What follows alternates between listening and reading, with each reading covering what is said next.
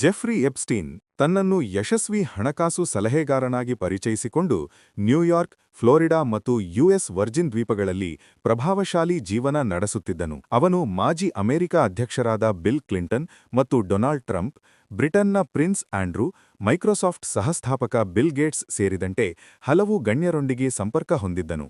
ಅವನ ಖಾಸಗಿ ಜೆಟ್ ವಿಮಾನ ಪ್ರಯಾಣ ದಾಖಲೆಗಳು ಮತ್ತು ಸಂಪರ್ಕ ಪುಸ್ತಕವು ತನಿಖೆಗಳ ವೇಳೆ ವ್ಯಾಪಕ ಗಮನ ಸೆಳೆದವು. ಯುಎಸ್ ವರ್ಜಿನ್ ದ್ವೀಪಗಳ ಲಿಟಲ್ ಸೇಂಟ್ ಜೇಮ್ಸ್ ಮತ್ತು ನಂತರ ಖರೀದಿಸಿದ ಗ್ರೇಟ್ ಸೇಂಟ್ ಜೇಮ್ಸ್ ದ್ವೀಪಗಳು ಪ್ರಕರಣದ ಕೇಂದ್ರಬಿಂದುವಾಗಿದ್ದವು. ನ್ಯಾಯಾಲಯದ ದಾಖಲೆಗಳು ಮತ್ತು ಸಾಕ್ಷ್ಯಗಳ ಪ್ರಕಾರ, ಲಿಟಲ್ ಸೇಂಟ್ ಜೇಮ್ಸ್ ದ್ವೀಪದಲ್ಲಿ ಅಪ್ರಾಪ್ತೆಯರನ್ನು ಕರೆತಂದು ಲೈಂಗಿಕ ದುರುಪಯೋಗ ನಡೆಸಲಾಗಿದೆ ಎಂದು ಹಲವು ಮಹಿಳೆಯರು ಹೇಳಿಕೆ ನೀಡಿದರು. ಕೆಲವು ಸಾಕ್ಷ್ಯಗಳಲ್ಲಿ ದ್ವೀಪದಲ್ಲಿ ಅತಿಥಿಗಳ ಭೇಟಿಗಳು ನಡೆದಿದ್ದವು ಮತ್ತು ಅಲ್ಲಿ ಲೈಂಗಿಕ ಶೋಷಣೆ ನಡೆದಿತ್ತೆಂದು ಆರೋಪಿಸಲಾಗಿದೆ. ಈ ಆರೋಪಗಳನ್ನು ಆಧರಿಸಿ ಫೆಡರಲ್ ತನಿಖೆಗಳು ವಿಸ್ತರಿಸಲ್ಪಟ್ಟವು. 2005ರಲ್ಲಿ ಫ್ಲೋರಿಡಾದ ಪಾಮ್ ಬೀಚ್ನಲ್ಲಿ ಪ್ರಾರಂಭವಾದ ತನಿಖೆಯ ನಂತರ 2008ರಲ್ಲಿ ಅಂದಿನ ಯುಎಸ್ ಅಟಾರ್ನಿ ಅಲೆಕ್ಸಾಂಡರ್ ಅಕೋಸ್ಟಾ ಅನುಮೋದಿಸಿದ ಒಪ್ಪಂದದಡಿ ಎಪ್ಸ್ಟೀನ್ ರಾಜ್ಯಮಟ್ಟದ ಆರೋಪಗಳನ್ನು ಒಪ್ಪಿಕೊಂಡು 13 ತಿಂಗಳು ಶಿಕ್ಷೆ ಅನುಭವಿಸಿದನು.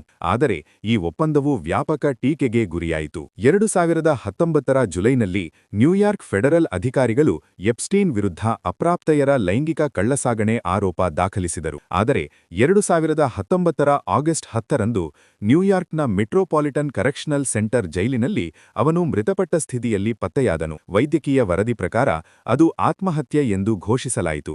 2020ರಲ್ಲಿ ಅವನ ದೀರ್ಘಕಾಲದ ಸಹಚರಿಯಾಗಿದ್ದ ಗಿಸ್ಲೇನ್ ಮ್ಯಾಕ್ಸ್ವೆಲ್ ಬಂಧಿತರಾಗಿ 2021ರಲ್ಲಿ ಲೈಂಗಿಕ ಕಳ್ಳಸಾಗಣೆ ಮತ್ತು ಸಂಚು ಆರೋಪಗಳಲ್ಲಿ ದೋಷಿ ತೀರ್ಪು ಪಡೆದು 20 ವರ್ಷಗಳ ಜೈಲು ಶಿಕ್ಷೆಗೆ ಗುರಿಯಾದಳು. ನಂತರ ಬಹಿರಂಗಗೊಂಡ ಎಪ್ಸ್ಟೀನ್ ಫೈಲ್ಸ್, ಡೆಪೊಸಿಷನ್ಗಳು, ಇಮೇಲ್ ಸಂವಹನಗಳು ಮತ್ತು ನ್ಯಾಯಾಲಯದ ದಾಖಲೆಗಳು ಈ ಪ್ರಕರಣದ ವ್ಯಾಪ್ತಿಯನ್ನು ಬೆಳಕಿಗೆ ತಂದವು. ಇದರ ಕೇಂದ್ರದಲ್ಲಿ ದ್ವೀಪಗಳಲ್ಲಿ ಮತ್ತು ಇತರ ಸ್ಥಳಗಳಲ್ಲಿ ನಡೆದ ಲೈಂಗಿಕ ಶೋಷಣೆ ಆರೋಪಗಳ ವಿರುದ್ಧ ನ್ಯಾಯಕ್ಕಾಗಿ ಹೋರಾಡಿದ ಪೀಡಿತರ ಧ್ವನಿಯೇ ಉಳಿದಿದೆ.